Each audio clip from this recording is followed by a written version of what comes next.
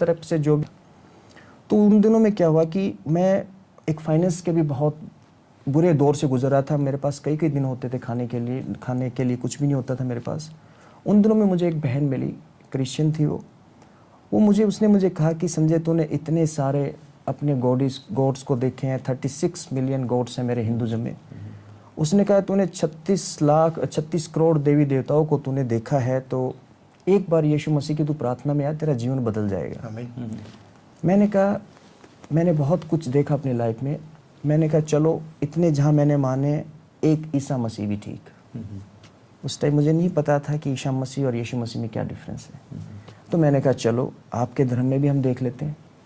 उसमें फिर उसने बताया कि 4 अगस्त 1994 को 1994 4 ऑफ अगस्त, उसने कहा कि एक प्रार्थना है दिल्ली के पास एक जगह फरीदाबाद, वहाँ पर आप वहाँ पर आइए और आपको उस दिन आप प्रार्थना में आएंगे तो आपको खुदा बाप प्रभु यीशु मसीह आपको ब्लेस करेगा और आपको आशीष देगा। मैंने कहा चलो ठीक है। 4 अगस्त 1994 की बात है, शाम की बात है ये। मैं भूल चुका था उस बात को। उसने जब शाम का समय आया तो मैंने कहा चलो आज वो प्रार्थना है, आज वहाँ जाया जाए। उस समय मुझे 2 या 3 दिन हो गए थे, मैंने कुछ खाया भी नहीं था। मैं पैसे की वजह से मुझे बहुत कुछ फाइनेंस की प्रॉब्लम थी, जैसे मैंने आपको बताया। मैंने कहा चलो और कुछ नहीं तो इनका प्रसाद ही मुझे मिले। और मैं जब उसमें गया उस सभा में तो मैंने देखा वहाँ पर कोई फ़ोटो नहीं था, यीशु मसीह का कुछ नहीं था। मैंने कहा पता नहीं कौन सी परस्तिश कर रहे हैं ये लोग, कोट पैंट पहने बैठे हुए चेयर्स पे। मैंने कहा इन पर तो पता नहीं कौन सा खुदा बाप है, कोई कुछ भी नहीं इनके पास तो। और सामने एक प्रभु का दास था, उसका नाम था स्टीफन जॉर्ज, आगरा से।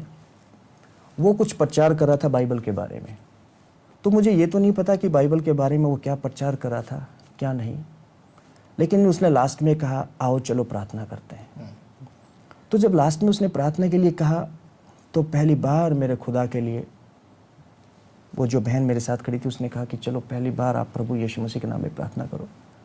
मेरी पहली बार मेरी आंखें बंद हुई और मैंने खुदा के लिए प्रार्थना की यीशु नाम में। पहली बार जब मैंने प्रार्थना की तो मुझे नहीं पता, मुझे आत्मा में ऐसा लगे कि जैसे मैं बहुत पाप में हूँ, बहुत बुराई में हूँ, और मैं समझ नहीं पा रहा था ये क्या है, मेरे साथ ऐसा क्यों हो रहा है। और मैं रोई जा रहा था और मैं कह रहा था कि अगर खुदा बाप सच में तू जीवता प्रभु है, जो ये तेरा बच्चा दास जो स्टेज पे खड़ा होकर प्रचार करता है, तो आज तू मुझसे मिल, मैं तुझसे मिलना चाहता हूँ। जब मैं इस तरीके से मैं प्रार्थना कर रहा था तो जो प्रभु का दास था स्टीफन जॉर्ज, उसने कहा मुझे नौजवान अपनी आंखों के आंसू रोक, देख आज यीशु मसीह तुझसे मिलने आए। मैंने कहा यीशु मसीह मुझसे मिलने आए? मैंने कहा देख मैंने ऐसे ऐसे एस्ट्रोलॉजर और ऐसे ऐसे बहुत मनुष्य देखे हैं जो देख के बता देते हैं, मैं यीशु मसीह से मिलने आया हूँ। अगर तू कहता है कि तेरा प्रभु जीवता प्रभु है तो मैं उससे मिलूंगा। मैंने फिर दोबारा अपनी आंखें बंद करी और अपने हाथ उठाए और मैंने कहा मेरे खुदा बाप, मैं थक चुका हूँ अपनी ज़िंदगी से, अपनी लाइफ से। हर तरफ से मुझे सिर्फ निराशा ही मिली है, कोई आशा नहीं है मेरी ज़िंदगी में, कोई ब्लेसिंग नहीं है मेरी ज़िंदगी में। मैं कहाँ जाऊँ? अगर तू सच में तू जीवता प्रभु है तो तू आज मुझसे बात कर, मैं आज तुझसे मिलने आया हूँ। जब मैं ये प्रार्थना कर रहा था तो प्रार्थना करने के बाद, प्रार्थना के दौरान जब मेरी आंखें बंद थी तो मुझे बहुत बड़ी एक रोशनी मेरे सामने आई, बहुत बड़ी रोशनी मैंने कभी नहीं देखी अपनी लाइफ में। और वो रोशनी जैसे ही मेरे सामने आई, उसमें से एक आवाज आई, जीवन मार्ग और सच्चाई में ही हूँ। आज के बाद मैं अपना नाम तुझ पर मेरे बेटे जाहिर करूंगा और तुझे मैं बताऊंगा कि मैं सच हूँ। मैं तुझे अपनी सच्चाई अपनी तुझ पर जाहिर करूंगा। और जैसे ही मैंने आंखें खोली तो रोशनी तो नहीं थी, लेकिन वो प्रभु का दास ये वचन अपने मुंह से बोला था। मेरा मन भर आया। मैंने कहा जिस जीवन मार्ग और सच्चाई के लिए मैं फिर रहा हूँ, ये कौन सा जीवन है, ये कौन सा मार्ग है, ये कौन सी सच्चाई है, मैं इसको जानना चाहता हूँ। और जब मैंने इस तरीके से मैंने प्रार्थना की तो वो प्रभु का दास वो स्टेज से उतर के आया। उसने मुझे कहा तूने दर्शन देखा है? मैंने कहा मुझे नहीं पता मैंने क्या देखा है, लेकिन मैंने आज ऐसा जरूर देखा है जो मैंने लाइफ में नहीं देखा। मैंने आज ऐसा जरूर सुना है जो मैंने लाइफ में नहीं सुना। और मैं जानना चाहता हूँ ये जीवन और ये मार्ग और ये सच्चाई कौन सी है। उस प्रभु के दास ने मुझे गले लगाया। उसने कहा ये वचन है जो बाइबल में लिखा है, और ये प्रभु तुझे इस वचन के द्वारा आने वाले समय में तुझे बहुत आशीष देंगे, बरकत देंगे। मैंने उसमें घुटने टेके और मैंने कहा प्रभु शुक्र है तेरा कि पहली बार मुझे कुछ रोशनी मिली जिंदगी में, कि जिस जीवन के रास्ते पे मैं चल रहा था, जो मार्ग मैंने पकड़ा हुआ था, जिस सच्चाई की खोज में मैं यहां से वहां कदर किधर नहीं भटका मैं, तूने एक शब्द में, एक लाइन में मुझे बोल दिया कि जीवन मार्ग और सच्चाई मैं हूं। प्रभु अगर सच में यही बात है तो मैं अपना जीवन आज तुझे सौंपता हूं मेरे यीशु, और इस जीवन का तू रखवाला बन। और उस प्रार्थना के दौरान फिर पास्टर साहब ने मुझसे प्रार्थना कराई, और पास्टर साहब ने जैसे ही प्रार्थना कराई उसके बाद उसी समय, कुछ समय के बाद मुझे पवित्र आत्मा का अभिषेक मैंने महसूस किया। अपने आप मेरे गले से वो जो मैंने रोक के डाले थे वो टूट गए, मुझे आज तक नहीं पता लगा कैसे क्या हुआ। और प्रार्थना के बाद जब मैं वापस अपने रूम में गया जहाँ मैं रहता था, उसी रात प्रभु यीशु मसीह ने मुझे अपनी पवित्र आत्मा दिया। मुझे ये नहीं पता था पवित्र आत्मा क्या होती है। इस तरीके से प्रभु यीशु मसीह ने मेरे जीवन में काम किया। मैं एक बात जरूर इस बात में शेयर करना चाहूँगा अपनी इस गवाही में, कि देखिए जिन दिनों में मैं हिंदुज़म में था, मैंने एक चीज़ देखी बाइबल में और हिंदुज़म में। देखिए वो जो भी पुस्तकें हैं मैंने उनकी स्टडी की। जितनी भी उम्र मुझे प्रभु ने, खुदा बाप ने उस पुस्तकों की स्टडी करने का एक अनुभव दिया, मैंने पाया वो सारी की सारी पुस्तकें परमेश्वर की तारीफ जरूर करती हैं, लेकिन उसमें ये नहीं पता मार्ग क्या है, सच्चाई क्या है। उसमें कहीं पे भी नहीं है जीवन मार्ग और सच्चाई। जब मैंने पहली बार बाइबल को पढ़ा तो मुझे लगा जैसे खुदा बाप यीशु मसीह मुझसे बात करना चाहता है। इससे पहले मुझे लगा मेरी कोशिश है खुदा बाप तुझे जानने की, कोशिश में फेल हुआ मैं। लेकिन जब मैंने बाइबल को पढ़ा मुझे लगा कि सच में परमेश्वर मुझसे बात कर रहा है, परमेश्वर मुझसे बात करना चाहता है। और मुझे पहली बार बाइबल से पता लगा कि मेरे अंदर एक पाप भी है, एक मृत्यु भी है, जिसका मुझे पता ही नहीं था। मैं सिर्फ एक उत्पत्ति के एक वर्ष पढ़ना चाहता हूँ। जी जरूर। इसकी उत्पत्ति में जेनेसिस चैप्टर 2 और उसकी वर्स 9, पैदाइश उसका दूसरा बाब और 9 आयत। हाँ जी जी। इसमें हिंदी में लिखा है, मेरे पास हिंदी की बाइबल है। पढ़िए।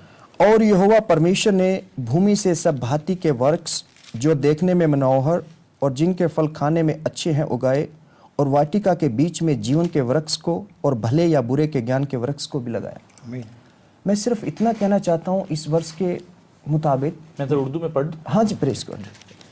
और खुदावंद खुदा ने हर दरख्त को जो देखने में खुशनुमा और खाने के लिए अच्छा था ज़मीन से उगाया, और बाग के बीच में हयात का दरख्त और नेको बद की पहचान का दरख्त भी लगाया। प्लीज़। मैं इस पे टीचिंग भी नहीं कर रहा, ना प्रीचिंग कर रहा, लेकिन सिर्फ मैं इतना ज़रूर मैं बताना चाहता हूँ कि जब मैंने बाइबल को पढ़ा मुझे पहली बार पता लगा कि मैं जीवन का वृक्ष तो बात दूर, मेरे अंदर तो सिर्फ पाप ही पाप है। मुझे पहली बार पता लगा कि भले और बुरे का वृक्ष भी मेरे अंदर है। मेरे अंदर बुरा भी है, मेरे अंदर पाप भी है, मेरे अंदर मृत्यु भी है, मेरे अंदर जीवन तो कोई है ही नहीं। पहली बार मुझे बाइबल से पता लगा कि इस दुनिया में परमेश्वर के अलावा दूसरी भी ताकत है जिसने इंसान से पाप करा के और आज पूरी दुनिया पर हुकूमत करता है। जिसके पास परमेश्वर नहीं, जिसके पास यीशु मसीह नहीं है। मुझे पहली बार पता लगा कि इस पुस्तक को, ये जो धर्मशास्त्र है बाइबल, इसमें पाप भी ऐसी चीज है जो हमारे जीवनों में थी, और उसका सिर्फ एक ही रास्ता है, वो यीशु मसीह, जिसने मेरे पाप के लिए अपना पवित्र लहू बहा दिया। मुझे पहली बार पता लगा कि मेरे अंदर पाप है। मुझे पहली बार पता लगा परमेश्वर मुझसे बात कर रहा है। नहीं तो कोई भी गुरु, कोई भी धर्म की पुस्तक आपको ये नहीं बताएगी कि पाप भी कुछ होता है। मैं तो सोचता था पाप को क्षमा करने के लिए हरिद्वार में डुबकी लगाओ, एक नदी है मेरे इंडिया में, उसमें जाओ तो डुबकी लगाने से सोचते हैं कि लोग उनके पापों की क्षमा होगी। तो संजय भाई, इस सारे सफ़र में हाँ जी, आपको कैसा लगा? प्रभु यीशु के साथ चलना कैसा लग रहा है अभी? पहली बार अभी और सारे सफर तो में उसमें शुरू हुए हैं अभी चलना उसमें। हाँ जी, हाँ जी। और मैं चाहता हूँ कि मैं ऐसे ही चलता रहूँ प्रभु का बच्चा बन के, प्रेज गॉड। लेकिन जो सफ़र है परमेश्वर के साथ चलने का, कि देखिए अगर मैंने अपनी मर्जी से प्रभु यीशु मसीह को चुना होता तो मैं कभी का छोड़ चुका होता, क्योंकि ज़िंदगी में बहुत हालात आए। मुझे कहते हैं मैंने तुम्हें चुना, प्रेज गॉड। उस सफ़र के अंदर पास्टर साहब देखो, मैंने अपने माँ बाप को छोड़ा, 13 साल हो गए। मेरी माँ, आपकी पत्नी ने भी तो प्रभु को स्वीकार किया? हाँ जी, पत्नी ने 2001 में वो प्रभु में आई। आपके बाद? हाँ जी, मेरा 2001 में कुछ बात हुई थी यहाँ पर। कभी प्रभु मौका देंगे तो मैं बताऊंगा। एमफिल किया, हाँ जी। तो वो 2001 में आई थी प्रभु में। और इस सारे सफ़र में मैंने एक चीज़ जानी कि सच में खुदा बाप के साथ चल के लुटाने में अपना ही आनंद है। आमीन। Praise the Lord. Praise God. Hallelujah. और मेरे माँ बाप हैं वो विश्वास में नहीं है, मेरी एक छोटी बहन है वो भी दिल्ली में रहती, विश्वास में नहीं है, और इस वजह से मेरा उनके साथ कोई ऐसा कोई